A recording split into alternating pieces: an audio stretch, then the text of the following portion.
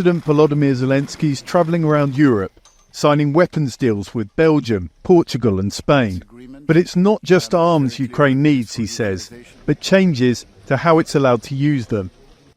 Increasingly, his government's speaking against a ban, particularly from the US, on using the weapons it provides to attack Russian territory. Even from reconnaissance, you get maps, satellite images, but you cannot respond. I think it's unfair. But we cannot, and this is a fact, risk the support of our partners. And that is why we do not use the weapons of our partners on the territory of the Russian Federation. Please give us the opportunity to retaliate against their military.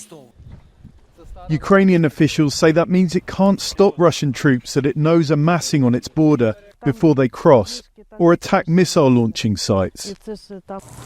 Increasingly, European allies are changing their positions. Britain gave the green light for Ukrainian forces to use its weapons inside Russia earlier in May. Now so has French President Emmanuel Macron. We tell them we're supplying you with weapons, but you cannot defend yourselves. We stay exactly within the same framework.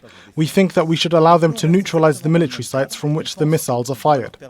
Other European countries like Sweden have done likewise. But the biggest weapons provider to Ukraine by far is the United States.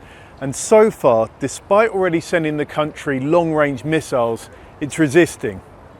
Afternoon, everybody. This was the White House verdict on Tuesday. We're aware of the interest that President Zelensky has expressed in this regard. I would tell you that there's no change to our policy at this point. We don't encourage or enable the use of U.S.-supplied weapons to strike inside Russia. The U.S. is reportedly worried about escalation, and so it should, says President Vladimir Putin.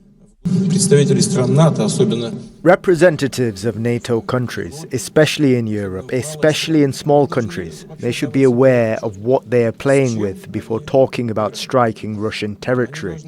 In general, this constant escalation can lead to serious consequences.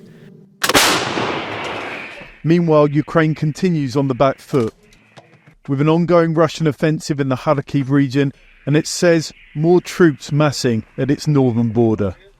John Holman, Jazeera, Kyiv. Make sure to subscribe to our channel to get the latest news from Al Jazeera.